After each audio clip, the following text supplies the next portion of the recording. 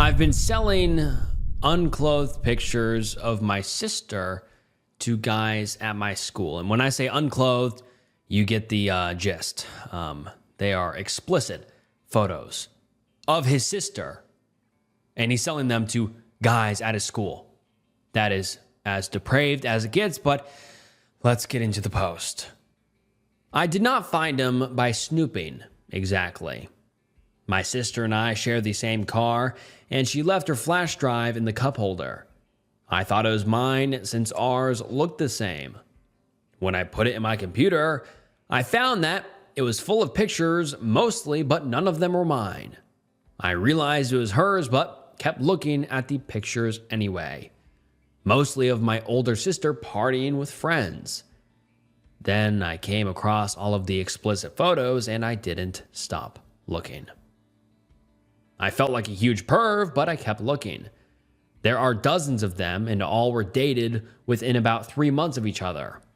About 16 of them are of her with her friends, who I've always thought was hot, but none of them were explicit. Just them two making out in their underwear. The other R-rated ones were just her and are very, very revealing. And then there are some super explicit ones. Even though I felt dirty and pervy, I copied the pictures to my computer and rushed to put the drive back in the car before she realized it was missing. Sure enough, the next day after her return with the car, the drive was gone. The fact I kept looking at the pictures is confession enough, but worse than that, I told a few of my friends at my high school about them. I refused to show anyone at first, but then one of my friends offered me $20 to see them. Just see them. So I loaded them up on my iPad and the next day showed him. Word spread, and at the end of the day, I'd shown them to 5 different guys. Made $90. One guy ripped me off, paid only $10 up front and wouldn't pay the rest after. It gets worse. One guy I knew whose older brother used to date my sister, she went to the same high school as me, offered me $100 to buy all of the photos. I told him sure, but only if he promised to never tell anyone. But guess what? A couple other people came to me and offered the same thing. In the end, I made about $500 in total. Now the pictures have gone viral at my school. Even if I wanted to sell them anymore, I wouldn't be able to because everyone seems to have them. So far, I don't think my sister knows yet, since she doesn't really know anyone in high school anymore. She graduated last year, but I know she'll find out. How am I ever supposed to live this down? This is genuinely one of the most just messed up and depraved confessions I have ever read, because it's not only what the OP did, which is obviously horrific, but it's the fact that he's so casual about it, you know? Like he's like, how am I supposed to live this down? Like he's not even mentioning how horrible and horrific it is that he was so casually viewing his sister's explicit photos, let alone selling them to people in his school, and now everyone in his school has them. He's more worried about getting in trouble with his sister. Wow. This is genuinely crazy, but let's get into some of the top comments. Someone said, wow, you are screwed. There's no chance she's not going to find out at some point, and since everyone in your school knows that you were spreading them around, she's going to find that out too. The only thing you can hope is that she doesn't completely sever any relationship with you. Not that your relationship can really be that good anyways, since you had no problem sharing her explicit photos with your entire school. And the OP actually replies saying, I didn't have no problem. It snowballed from secret to showing to selling. All along, I felt guilty. I don't know what's wrong with me. Someone else says, better hope she's of age too. That's distribution of illegal content involving minors if she's not. Edit. After thinking about how screwed this guy is all night, I want to add all of the other potential effed up parties. Number 1, OP, if your sister was underage when those pictures were taken, you're going to jail and will be an RSO for life. Number 2, OP's sister, if she took the pictures, she could also be charged with illegal content involving minors. Number 3, anyone in possession of the pictures through purchase of sharing can go to jail and get registered too. Number 4, if she is not underage, well, I would say your family Christmas is screwed and she has grounds to sue you, even though you only got like $500. You're supposed to love and look out for your sister, not pimp her out to your entire school. Your parents need to know now, and you need to tell them everything and everyone who has them. And man, wow, I didn't even realize that. That is a 100% possible that she was underage, because he said she just graduated high school, so definitely possible she was underage. Which is, I mean, if the first 3 things this commenter said are true, this situation gets infinitely more screwed. I mean, like, already this scenario is horrific. But if she is in fact underage in those photos and the OP becomes a registered SO and also goes to jail, and everyone he shared the photos with goes to jail, I mean, this situation gets even worse, more worse than I could have even imagined. I mean, I don't know how possible all of those things are, but who knows? I mean, it's definitely possible. But damn, that is truly just mind-blowingly disturbing and horrific, and also how casual the OP is through all of this. This is just so messed up. And then someone else says, you'll be turned into the police by the end of the week. Count on it. Kids can't keep their mouths shut. You effed up. Big time. Tell your sister and parents now before the police do. At least they can help you come up with a plan when the police come knocking. And also someone else says, you not only put her at risk for blackmail, but very well have ruined her future probably.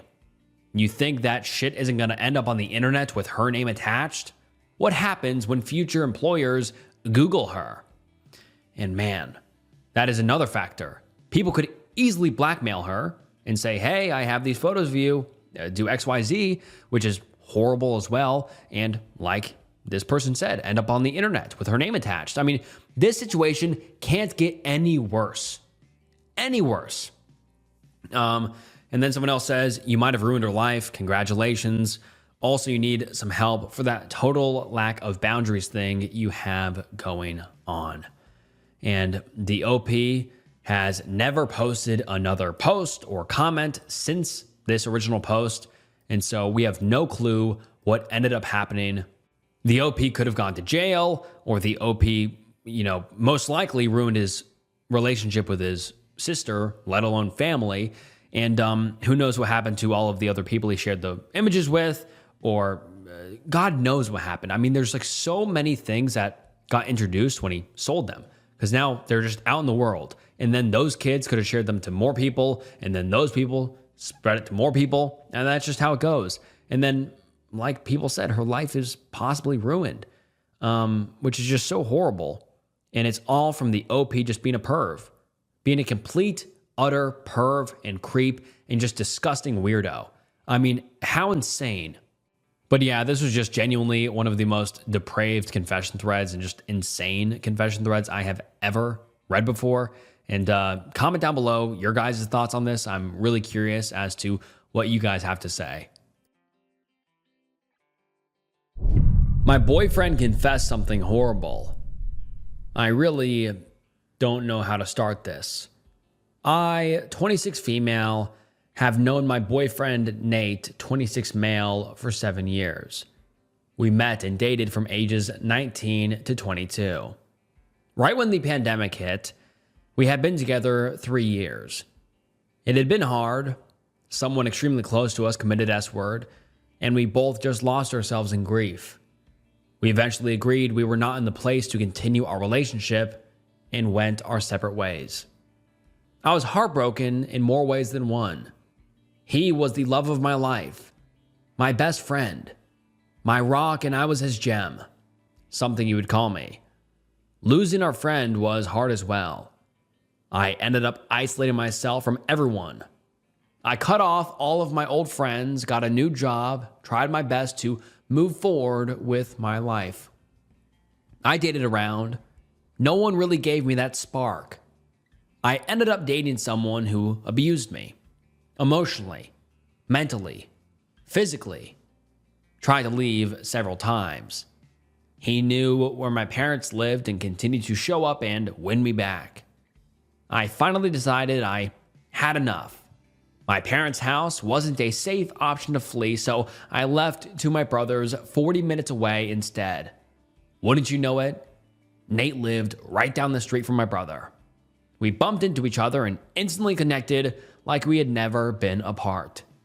I told him about my situation, and he offered to have me stay at his place while I get back on my feet.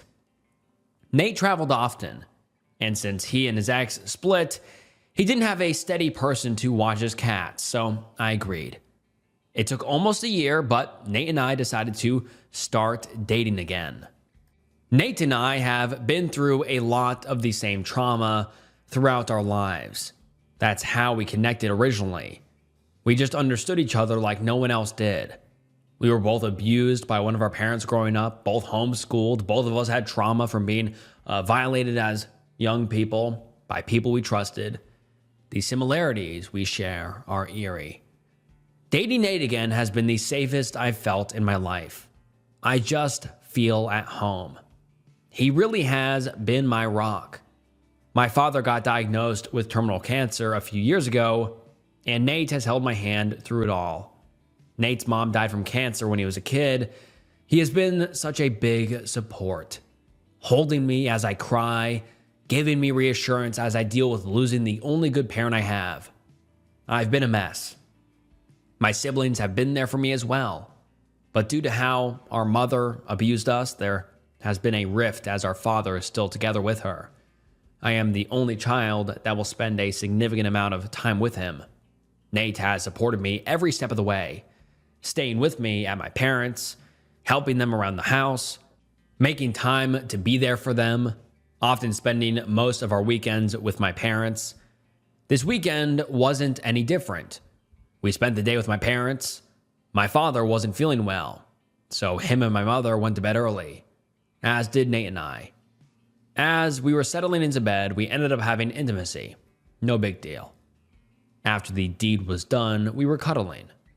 I was stroking his skin with my fingertips, as I often do, and out of nowhere, he grabs my hand and puts it into his no-no square. Again, not a big deal. Just figure he wants a round two, so I play along. I'm not trying to get graphic, so apologies with wording. Sometime into playing with him, he whispers something to me. I position my head a little closer and say, With hitched breath, he says, Did you know that when you're married, you can't testify against your husband in a court of law? I was confused as fuck, but I just said, Like, seriously, what am I supposed to say or think with that when I am in the middle of doing something?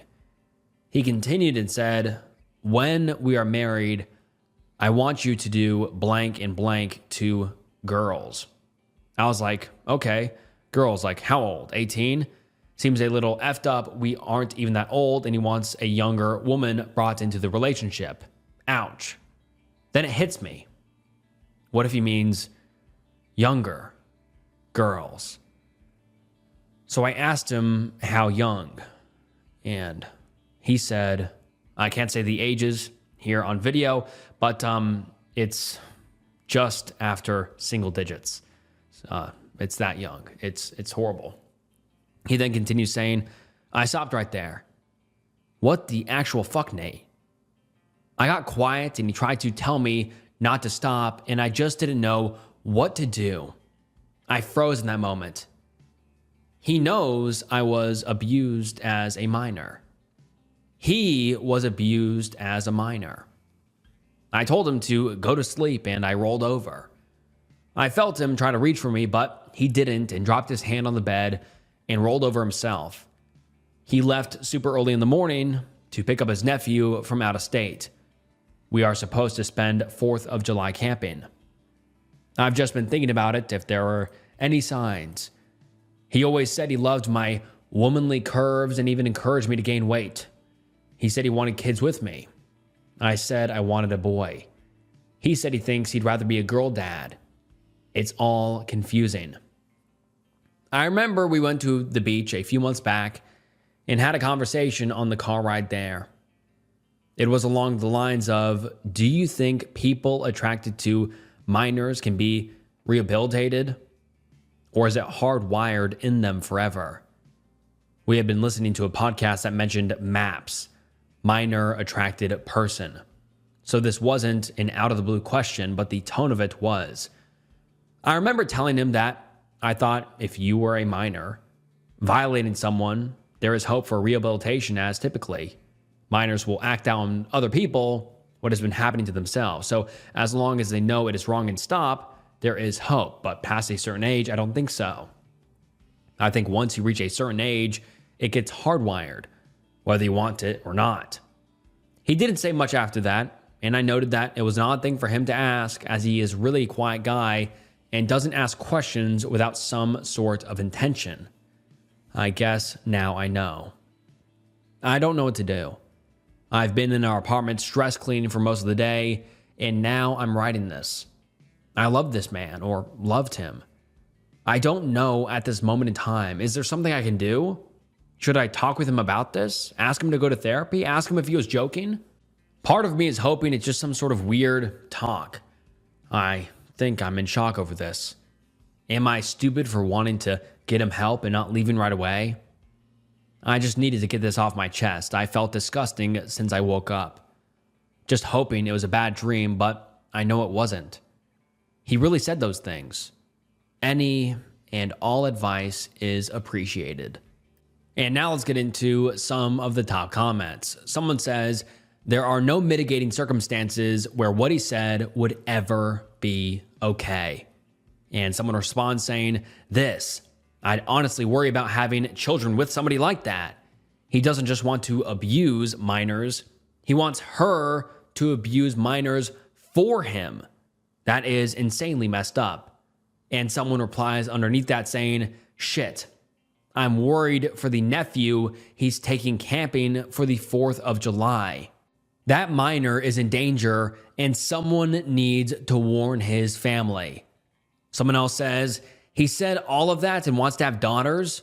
I know you're in shock, but this is a tell everyone you know kind of situation where people need to know what a bad guy this is. Do not pass go. Do not collect 200. Get out. Someone else says, run far and fast. No one confesses something like that right after intimacy and isn't serious. And someone replies underneath that and says, also, no normal human would use the predator-friendly MAPS, minor attracted person. That's jargon predators use to try to normalize themselves. They've been trying to align themselves with LGBTQ+ through the use of these terms. Garbage. The whole lot of them. Run far and fast is really the best advice. And someone else says, get the F out of there. And someone replies underneath that saying, Jesus, this is actually horrifying. And unfortunately, the OP's account has since been banned, so we have no idea what happened afterwards. Whether she left him, whether she reported him to the police, reported him to her family or his family, or what happened, but truly, that is so just horrifying and chilling. I mean, imagine laying in bed with your significant other and they say something that disgusting, that horrible, that vile. I mean, truly horrifying. And I hope the OP was able to get out of there safely and tell everyone who needed to know. But man, that is truly, truly horrifying. I am a monster and nobody knows. I'm going to commit S word soon. I did something bad and am probably going to commit S word soon. When I was around 17, I violated a minor at the daycare I was working at. The minor was of single digits, middle single digits. I was only working there for a few weeks, but I think about this every day. I'm 25 now and live a pretty good life. I know I was a kid then, but I'm sure I traumatized the kid, and the regret hits harder every day. I feel like I have to tell my partner, as he doesn't know what I did. I'm sure he wouldn't want to be with me anymore.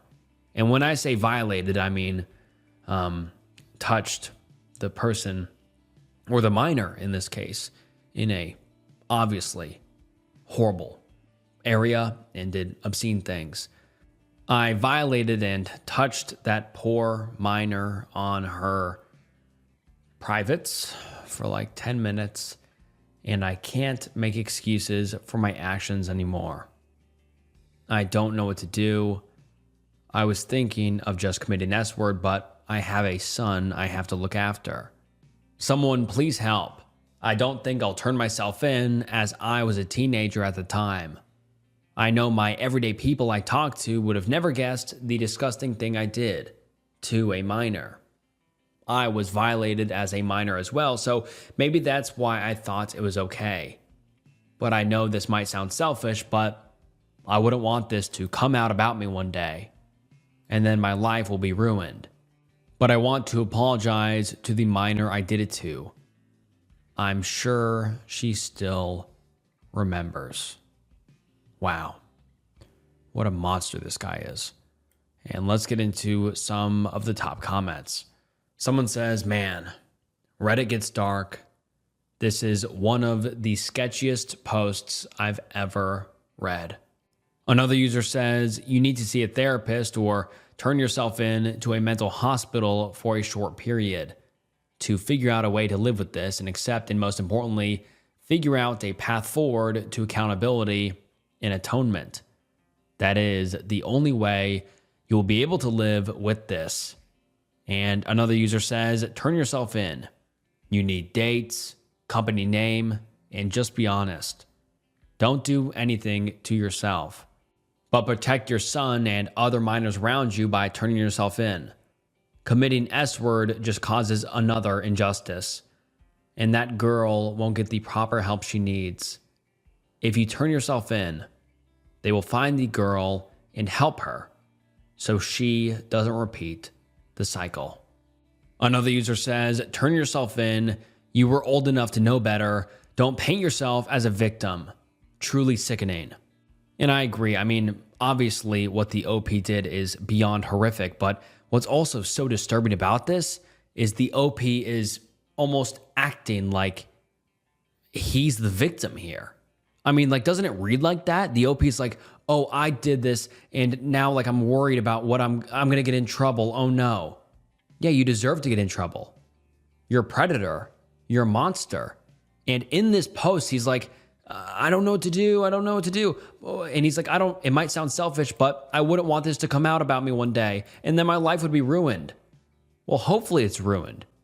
He's a monster, and he deserves to be outed, and this poor girl has her life ruined. I mean, he says, and then my life will be ruined if this gets outed.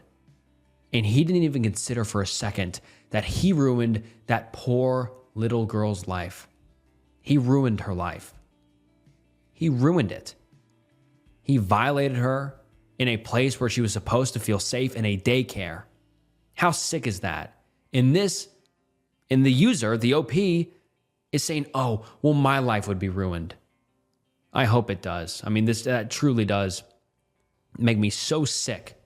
How not even for a second during this post, he considers how he ruined her life. Ruined it.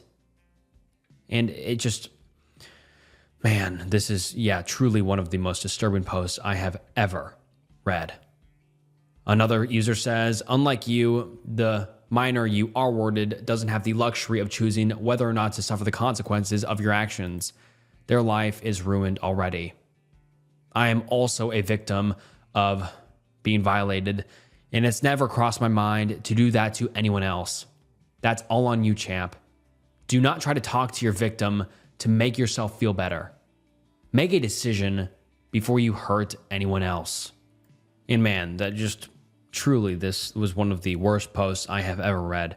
And I really, really hope that the victim of this disgusting person gets the help she needs.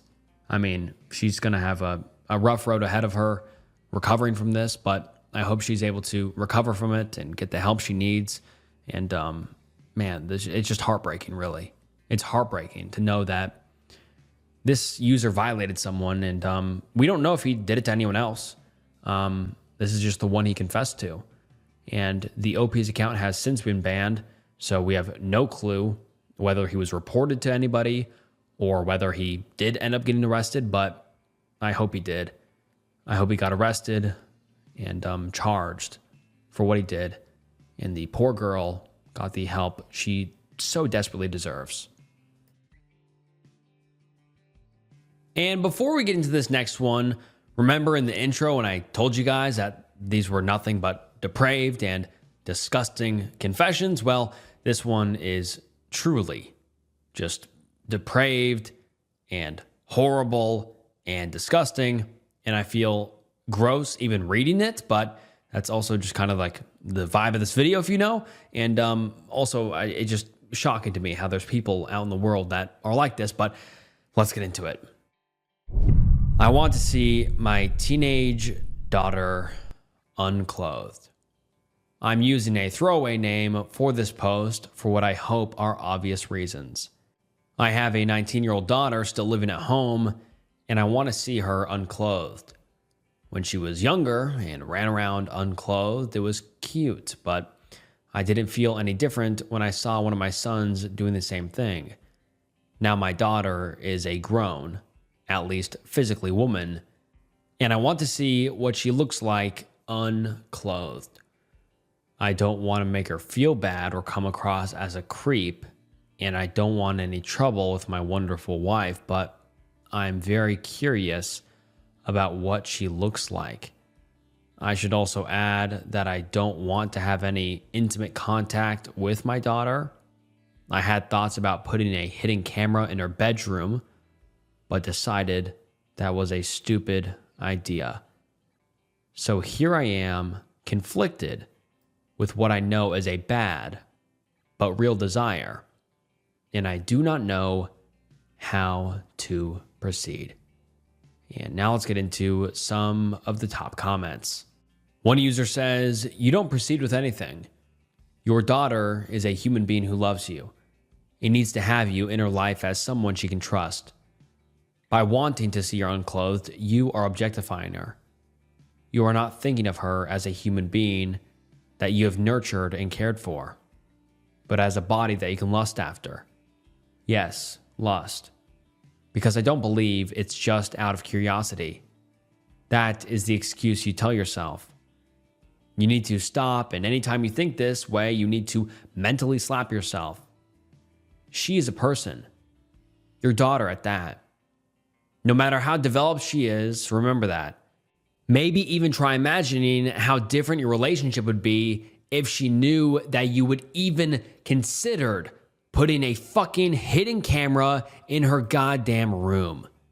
You don't want to be a creep, but you're already leaning heavily on being exactly that. Get professional help.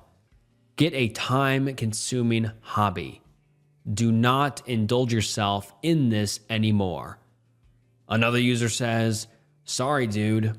There is no possible way that any father can say that they want to see their grown daughter unclothed and not sound like a creep. I'm having an affair with my wife's mother. I know that what I'm doing is terrible. I swear I'm not typing this to get any sort of approval. I'm doing it to get it off my chest. My wife and I are 19.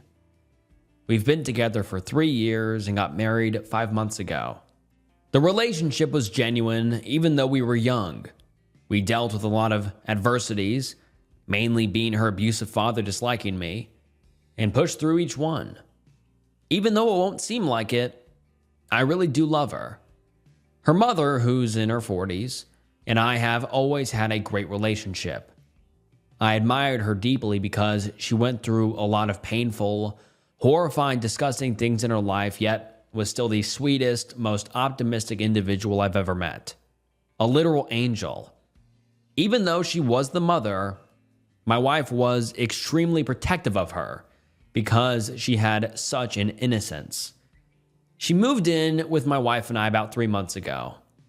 We have a tiny 1-bedroom apartment, so she's had to sleep on one super uncomfortable couch, which she does happily. After she moved in, our relationship started slowly changing. We would have to keep each other company because my wife works long hours. It turned out that we were into a lot of the same things like anime, certain books, and certain series. Things my wife doesn't care for. So we bonded over those things at first. Then she started opening up more about her life, and I became even more admired and protective over her. I just wanted her to be happy and loved for. Soon, I started noticing her physically. She's a thicker woman, which I always secretly had a thing for, even though my wife is very petite and thin. It seemed like she would start wearing a little less. Pajama shorts instead of pajama pants, for example. And her legs always looked extremely soft and smooth. She used to always wear socks, but then she started going barefoot, and I found her feet, kind of chubby, really cute. Little things would turn me on to the point where I would then jerk it to her. Man, this is really uncomfortable to read. A week ago, she came back to her place crying. I immediately went to comfort her, and I held her on the couch. I kept asking her what was wrong, and she refused to tell me out of embarrassment. I kept telling her that it was okay to tell me, and she broke down and admitted that she feels extremely fat, old, and undesirable. Said that she saw a group of guys laughing at her. I honestly started crying too, and tried my best to convince her that she was not at all any of those things, and then something just came over me. I started kissing her. I thought she would push me away and slap me, but instead she started kissing back. It got extremely heated, and long story short, we had intimacy. Well, made love would be more fitting. Afterwards, she broke down and decided to get a hotel to stay in instead of with us. I understood. But ever since, when my wife goes to work, I drive to her room and we have intimacy. I've begun craving her to an uncomfortable level. Every tiny thing about her, even her flaws, are, quote, delicious to me. That's what he said. Man, this is really uncomfortable. She seems to really want me too, and is honestly way more passionate than my wife has ever been. I know that this has to end, and very, very soon. I fell down a terrible black hole, and it's all my fault. Now that I'm stuck in it, I don't even know how to begin to stop. And now let's get into some of the top comments. Someone says, you already know this won't end well. Your wife's mother was obviously very low and vulnerable and craving attention. The fact that she's willing to betray her own daughter in the worst way just for a brief moment where she can feel desired is really sad and speaks volumes. Another user says, wow, you're in deep. Despite this being wrong on a lot of levels, it seems like you're emotionally attached / attracted to her. And this is far more than purely physical. It sounds more like your marriage should end. Not just the affair, this is too big. When your wife finds out, she will be gutted. You could be honest, end it, and spare the waiting game and constant agony over wondering when will be the day she finds out. Who knows? What if you decide you want to pursue a relationship with her mother? She may be more understanding if you're honest. Hold up. I mean, this guy said she would be more understanding if you're honest. I don't think so. I mean, imagine telling your wife saying, hey, we're going to divorce and I'm going to start dating your mom. That would, regardless, this would gut anybody. I mean, like, she may be more understanding. I don't think so. Like, I don't think I'm the crazy one here. I think this entire family would be forever ruined if he did that. I mean, what the OP is doing is wrong on every single level, but being honest or not won't make it better. This is just a bad situation all around. I do think that the OP should be honest and just say, hey, I fucked up and possibly divorce. But man, I don't think this is going to get better at any sort of level because this is so messed up. But let's continue on with this comment. The commenter says, this is all hypothetical, of course, and I have my feelings about what you did, but you already know it's bad. You don't need to hear that. But I think you should make a better plan than to just cut it off with her mom. That won't hold up for long, and the pain caused will be worse than the more lies you add. And then another user says, wow, bro, you are a scumbag. Good job ruining a family. You can leave your wife and get a new life. However, the mother will be dealing with this for the rest of her life. Not to say that she isn't at fault, but you initiated it. And yeah, this is just a horrible and disgusting and just gross and sad scenario all around. And unfortunately, we have no update on what ended up happening because the OP's account has since been banned. So I really wonder what ended up happening. I mean, did the OP come clean to his wife and say, hey, I did this? And then she reacted however she reacted? Or did he continue to try to cover it up and lie? Which I think is the most likely, because even the OP said, I don't think I'll be able to like resist her or something along those lines. And, or he did something else. I don't know. But what do you guys think? I mean, this is just a gross and horrific scenario.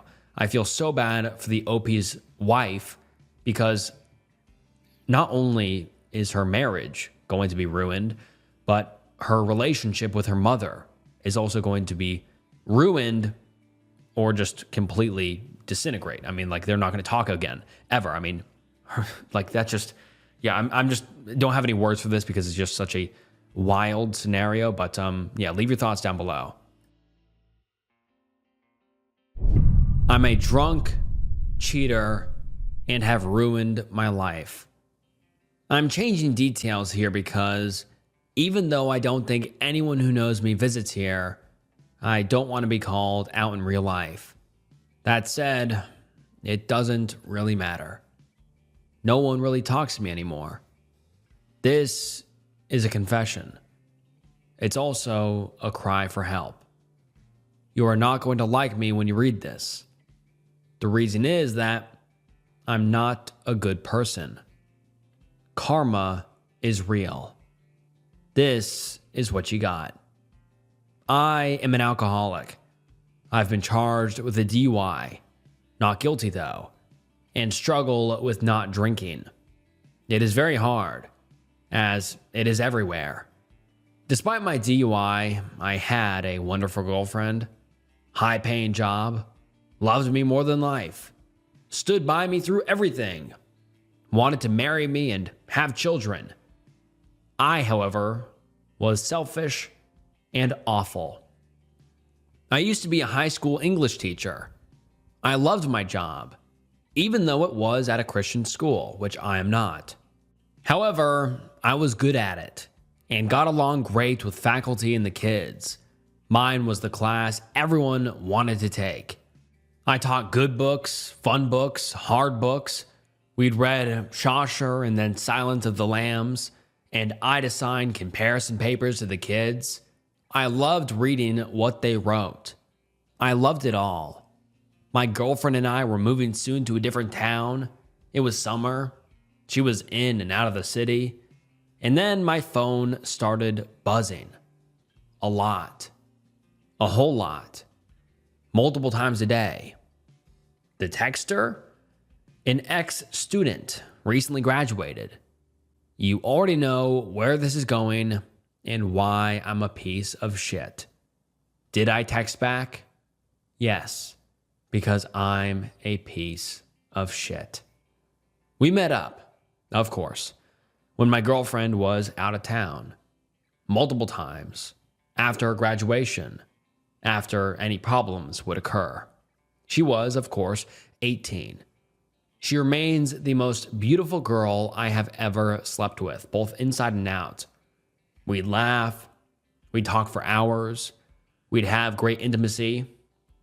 We'd stay up and eat pizza while watching movies. I felt like a monster throughout it all, but I also enjoyed myself. So did she. We had fun. Fun like I hadn't had in the years of dating my girlfriend. At one point, she put on music, and she and I danced for a long time. Just she and I alone together. I still smile at the memory. Trust me, I know I'm a bad person. Of course, it all came crashing down. Her parents found out, notified the school, and I was done. No recommendations, no chance at teaching again. I had a long telephone conversation with her father, which was one of the most traumatic things in my life, and rightfully so. I'd breached his trust and done the one thing a teacher should never do, but as I was moving, it didn't matter. I'd find something regardless, or so I thought. I moved back in with my girlfriend in the other town. She never found out about what happened, but my guilt crushed me, and my worry.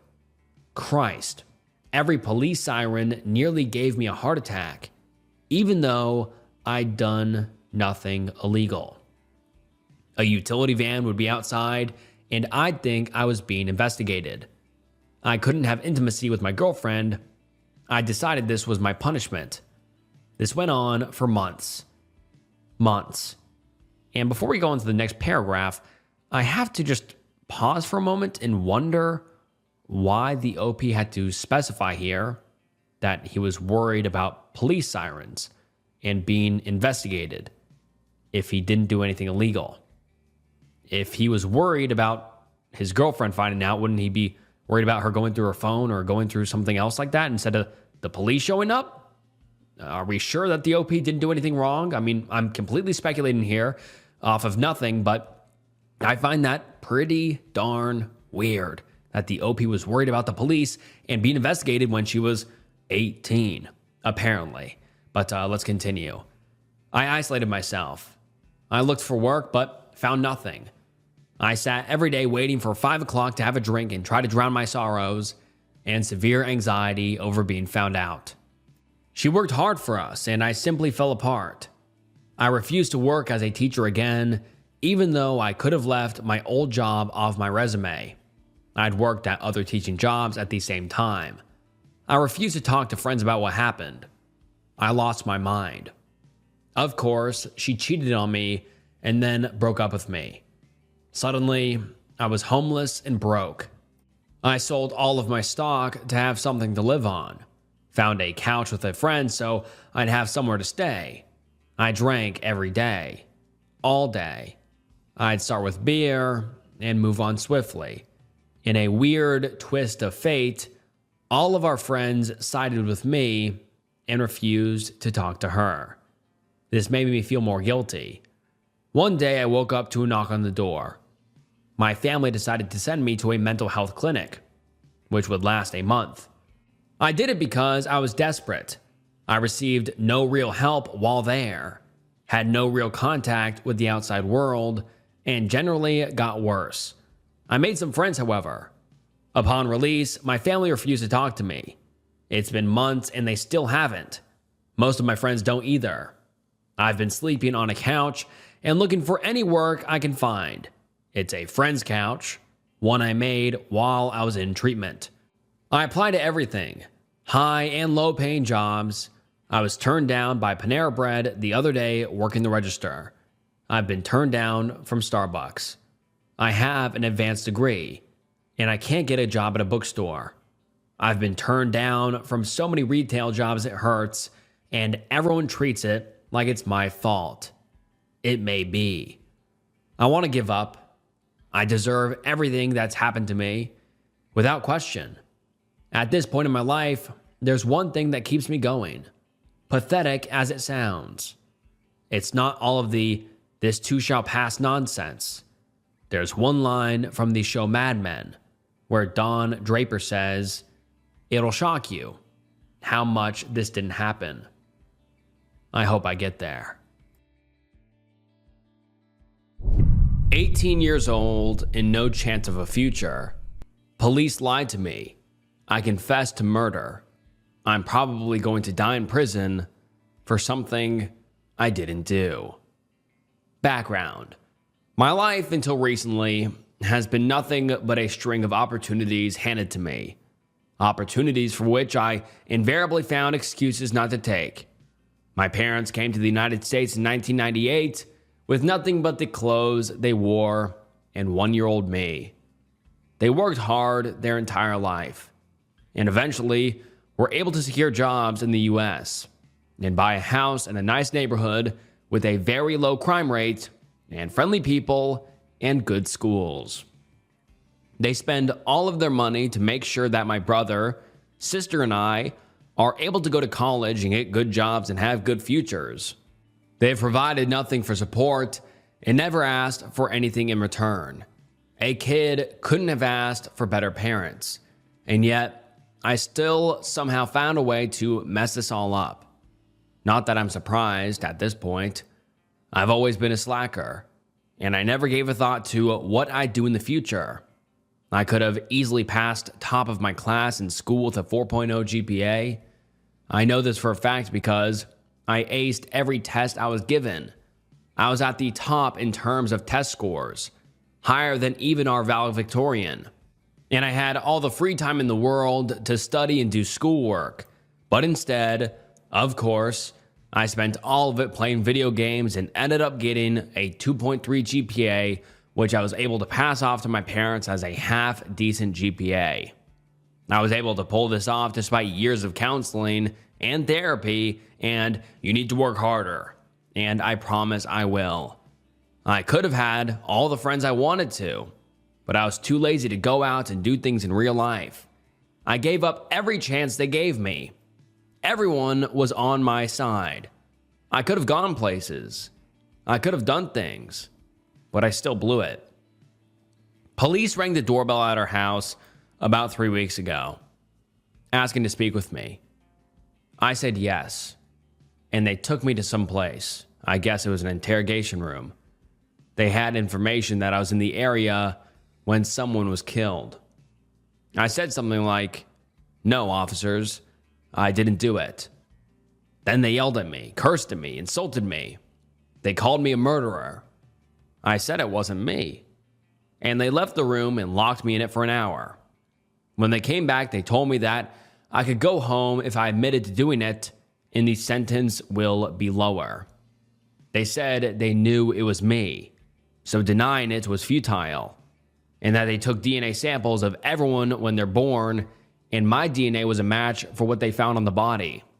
Looking back, I realize this has to be a lie, because my DNA cannot have been in their system because I was born in another country, in my family's old house. Actually, I doubt they found any DNA on the body at all, because if they tested it against mine, they would have to drop the case. I was too foolish at the time to realize it though, and I thought that the police couldn't lie to you because they're supposed to be the good guys.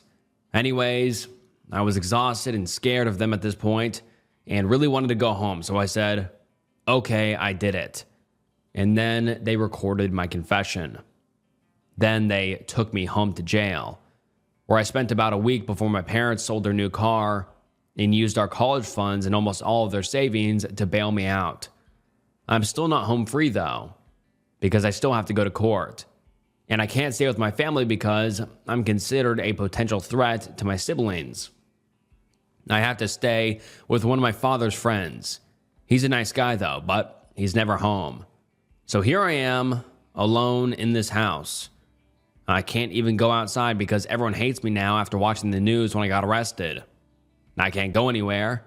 I can't do anything outside of this house. It feels like I'm already back in jail. I guess it's better this way so I can prepare myself for prison. I don't want any of this. I didn't kill anybody.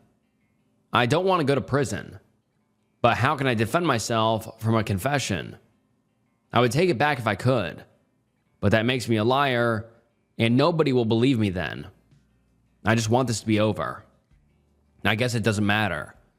On the bright side, I never did make plans for the future, and I guess this means I don't have to. I wish they would just give me the death penalty, because I don't want to rot in prison. And now let's get into some of the top comments. Someone says, my best advice? Delete this post ASAP and get a lawyer. Even though you're telling the truth in this post, one word being slightly off could ruin your life. They'll have a field day with this if they ever find it. And someone replies saying, as an attorney, yes, delete this immediately. Someone else says, you have a constitutional right to an attorney. Before you say anything more, tell someone you would like to speak to one. If you can't afford one, they will appoint you one. Once you speak to an attorney, let them know about the police questioning as soon as you can, especially about the DNA part. I believe that most police questionings are recorded, be it voice or video and audio. If what you say is true, this is a big part of your case. Another commenter says, having my own run-in with the law, I have a few thoughts about what you said, assuming what you said is 100% true. Number one, you spoke with the cops, which is never a good idea. Cops are bullies whose sole job is to pin crimes on people by any means necessary.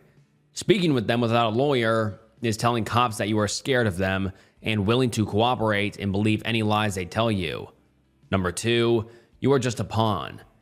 Maybe bring you up on charges to make the real suspect get too comfortable. Cops do not care how much it affects your life. Number three, the bail money will be returned minus whatever percentage the bail company took out, so don't even worry about that. Number four, you need a lawyer. That is why your situation has gotten out of hand.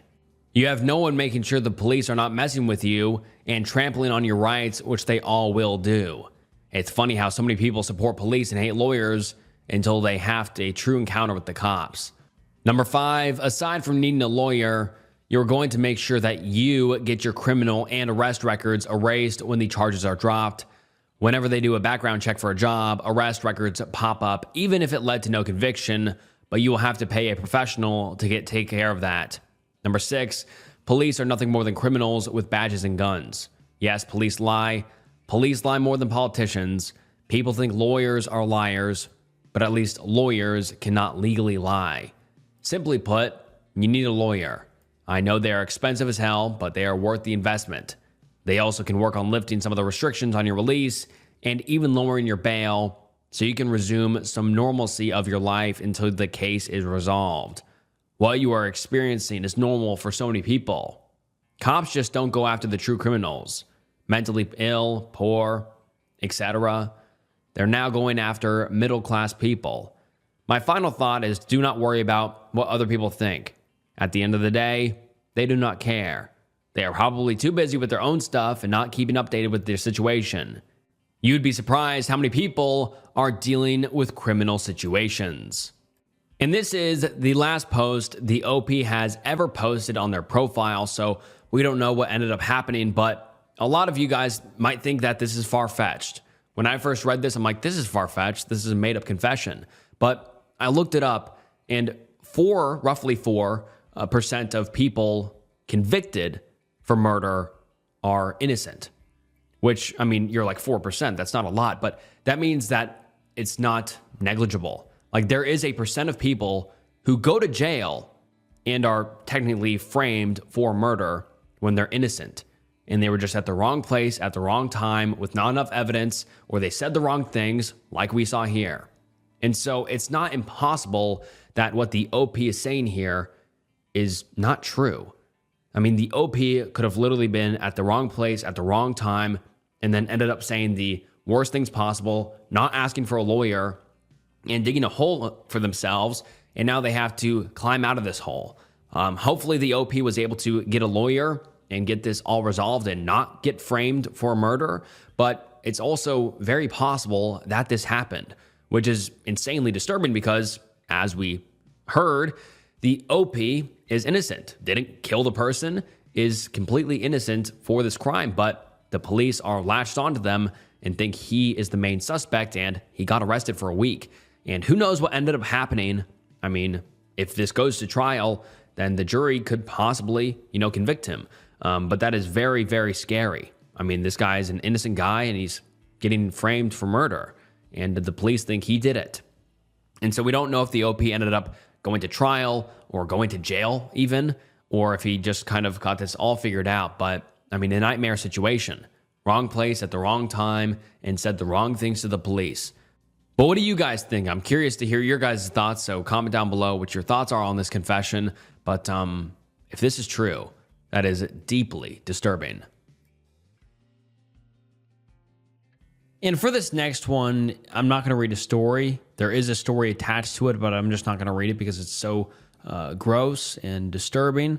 But most of the time I get these confessions from r/confessions. And I came across this one confession, which was titled, I jerked it to illegal content involving minors. Obviously horrific. And the story itself is horrific, obviously. Disgusting. And when I scroll down to the comments, because I'm like, well, what are people's reactions to this? That's why I always read the comments, because I think it's interesting to, get people's knee-jerk reaction to what they're reading, and it's usually pretty interesting. But in this post, almost all of the comments are people telling the OP to send them the video. The video the OP jerked it to, which was content that was illegal and involving minors. I'm not even joking. Hundreds and hundreds of people saying, send me the video. And the reason I'm bringing this up now is because it just goes to prove how many creeps and weirdos there are out in the world, and how disgusting the internet truly is, and how some corners of the internet are genuinely just disgusting. And I mean, I'm going to have it scrolling on screen here, but you can see how many people were begging for the OP to send them illegal content involving minors, which is just beyond sick. And I mean, to be honest, I'd love to make a video like kind of exposing Reddit creeps or Reddit predators, because there's a lot of them, obviously. And I just had to include this because it really made me sick, because it just goes to prove how many disgusting people surround us that we just don't know. And I'm not going to read the confession. It's just gross, disgusting. And as I just talked about, the comments are disgusting of people begging the OP to send them the video. And they say, please, please. And one person even says, be careful to not self-incriminate. They know what they're doing. They know what they're doing is disgusting, illegal, wrong, and also just immoral. Truly immoral and just disgusting. And the top comment on this says, you guys in the comments are sick. And I agree. I'm sorry for kind of rambling about this, but this isn't a, conventional confession I read, but I just had to read this, and I had to include my reaction to this because I was so just surprised when I saw this. I thought everybody in the comments would be condemning this person, which it should, condemning him, because it's just truly disgusting and sick. And I mean, even another commenter says, I don't know how I ended up here, but wow, the people in the comments are actually sick in the head. And yeah, this just really had me disgusted to the nth degree. Truly horrific. There is so many predators out there. Be careful, guys. My ex-boyfriend confessed to at least 7 murders. He just randomly told me one night in bed that he had killed before. I had no idea what to believe. I figured he was lying, trying to seem cool, or something. He justified them. I was young, naive, a complete idiot. He beat the living shit out of me a few months later. He went to jail. I forgot about his confessions for a long time. But eventually, I thought back to them. I have no idea if he was telling the truth or not. I'm not sure if I could live with myself if he was. He went into pretty extreme detail about these instances. I can't remember enough details at this point to even contact police over it. I remember one of the stories. I think he said it was in Alabama. He moved around a lot. He told me he went on a date with his coworker at Chili's, the restaurant. Apparently, she ended up having a boyfriend who freaked out and demanded to meet him one night. So we went into some middle of nowhere place to meet this guy. They started fighting at some point, and he grabbed a tire iron. I think that's what he called it. I have no idea what that is. And bashed this guy's head in with it. Jumped into his car to get out of there, and ran over the guy on his way out. He described how it was feeling the body under the wheels of the car. He said at the time he convinced himself that he had hit him on accident, but that eventually he admitted to himself it was on purpose. He left the state after that. That's the only story I remember the details of, and even the version I wrote here is bits and pieces. I've researched like crazy for news articles, anything, but I can't find anything. After he beat me and did other unspeakable things, I'm convinced he is a complete sociopath. I would not be surprised if these stories were true. His mom even admitted a psychiatrist told him/her they had suspicions he was indeed a sociopath. He compared to himself to a movie figure. I cannot, for my life, remember the name of the movie, but it was a big one. It's one about vigilante killers, killing for justice. Brothers, I think. He said he idolized them and imagined he was the same. I said, but these people weren't evil or wrong. And he said that the way he saw it, everyone has done something wrong that they should pay for. More eloquently, though. He also told me that each time he killed someone, most were in fights, he said, "Merry Christmas," before he killed them. When he beat me, he held a knife to my throat and one to my stomach. He stared me in the eyes and said, "Merry Christmas." Someone hearing my screams called 911 and cops rushed him in time. He's not in jail anymore. He's out. I don't know if I believe him, but maybe that's just because I don't think I could live with myself if I did. He was pretty nonchalant when he told me. Almost proud. I feel sick inside. And now let's get into some of the top comments. Someone says, no matter how much you can remember, call the police. And the OP responds saying, I've considered it now, but it was 4 years ago that he told me. And for that matter, what police department? The one in the state we lived in when he told me? Where I am now? The police in Alabama? I would love nothing more than to see him locked away for life and get closure for the families of the victims, if his stories were true. But I just don't know where to start this many years later. And someone replies saying, any police department. They'll make sure the right people get the info if there's any chance it's true. I'd recommend the state police though. Someone else says, my ex was like this. A malignant narcissist who compared himself to Dexter, as if he was some smart vigilante above the law punisher. He also told me that he killed someone in his previous country.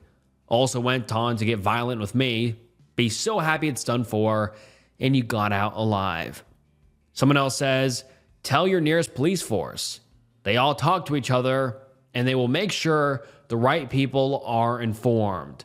It's not your job to know who to talk to. Let the police figure it out.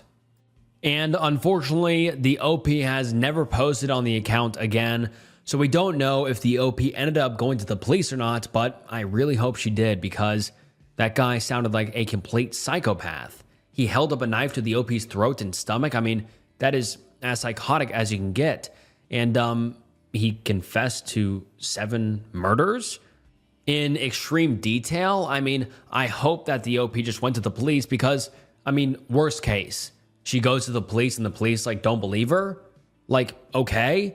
But best case scenario, this psychopath gets off the streets. She has all the info for them to find him and then question him and possibly go to some other states and try to find out if there's any unsolved murders.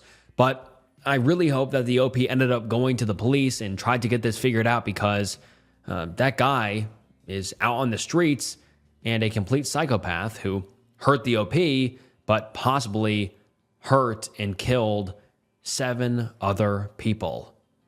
Wow, that is truly disturbing. 21-year-old drug dealing gambling addict that lost over $100,000. Throwaway account, although I never post on my main anyways. I've been gambling ever since I can remember. It has always been around in my life because my parents gambled and older siblings too. I would bet with friends playing PS3 games, bet on sports with each other, but nothing ever serious, just $5 to $25 bets. Once I became a sophomore in high school, I was introduced to drugs, weed, and started to sell myself since I realized how many people smoke where I'm from. Once I started making money and turned 18, I started to go to casinos and do online gambling. Some days I would win, but in the end, I would always lose. There has been plenty of days where I would deposit $2,000 into my online account and lose it the same day. This would happen every month for a year, and mind you, I went to casinos in person too. I've been hating my life recently because of how much money I've lost in my short lifetime. I always tell myself that this is drug money and it's not that serious, but it is serious.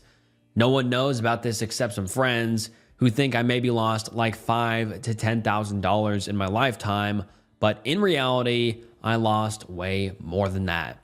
And in the title, the OP even said around $100,000. Everyone my age is finishing college/uni, while I stayed home and did nothing with my life the past 4 years after high school. I've contemplated about S-word many times, but I know I will never do it. I just think about how much life would be better if I just never gambled. I just lost another $3,000 this week, so I decided to confess this. I'm telling myself that today, after this post, is when I'm going to quit gambling, even though I said I was going to quit many times before. If anyone reads this, do not gamble. It will ruin your life. And that is the one and only post the OP has ever made on their profile. And I really hope that the OP got the help they needed. I ruined my girlfriend's life. Throwaway. This happened a few years ago, and the girl is now my ex.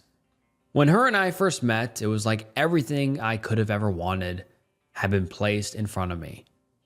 She's a short, fit, olive-skinned brunette. She's bubbly, incredibly intelligent, a child at heart, and brought me pure joy. Literal perfection. Way out of my league, especially before I lost all my weight. Anyway, I always knew of her before because she dated an acquaintance of mine. She had broken up with my acquaintance and was now dating another guy a couple months beforehand.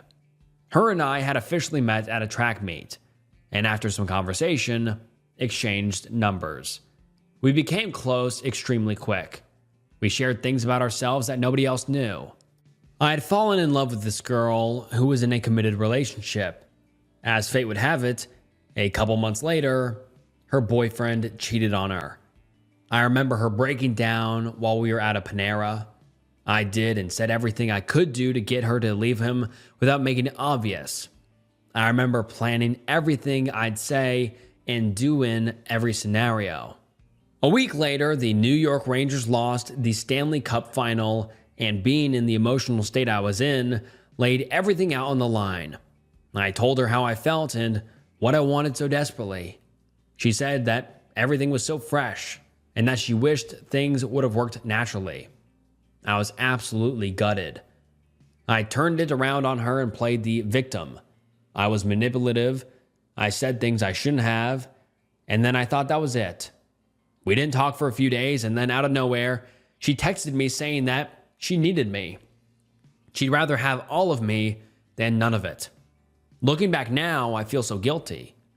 But when I received that text and we hung out that night, nothing else mattered. I won. I remember thinking exactly that, and it makes me shudder now. What I can't deny was the next year, though.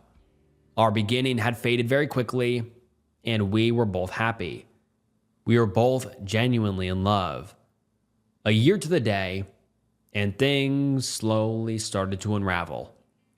For my birthday that year, my friends and I planned a night at the local gentleman's club after I assured her I wouldn't go.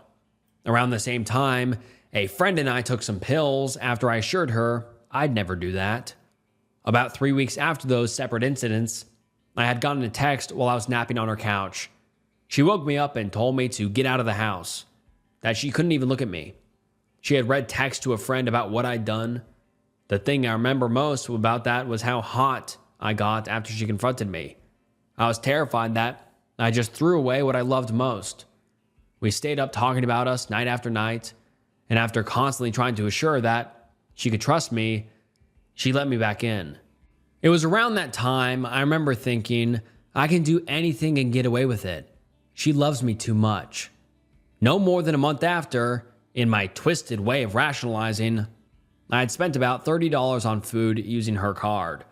I played along with her confusion and worry until her father contacted the restaurant and got the transaction details from them. I remember being embarrassed to no end. Her family was now involved, and the dread of our impending doom finally started setting in.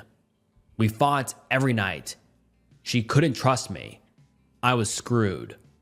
I honestly don't know how, but she kept on loving me. We made it through all that. What had ended us, though, was the stuff that I was doing through all of this. Months before, while using her laptop, I noticed her sister's iCloud was backed up to it. Curiosity had gotten the best of me, and I opened up her sister's photos. There were dozens of her explicit photos, and in my secretive haste, I sent them to myself. Fast forward to December 28th, 2016, and I woke up to a text from her saying we needed to talk. She came to my friend's house and in her car broke up with me. I never found out how, but she found out. But seeing the person I loved the most so broken, I just couldn't keep up the facade. I broke down. We both sat in her car silently in tears for hours. I finally got out, and that was pretty much it. None of that was worth it. It's been years, and I think about how much I hate myself for putting her through that. I know that what I feel doesn't even come close to how she must have felt. I'd give anything to have the girl who'd do anything for me back. I sent her a drunk text back in October after a year and a half of apologizing. It took me that long to man the F up. I miss you. I'm sorry. And now let's get into some of the top comments. Someone says, I mean, it's cool you learned your lesson, but damn, you are a real asshole. Someone else says, LOL, you are the worst.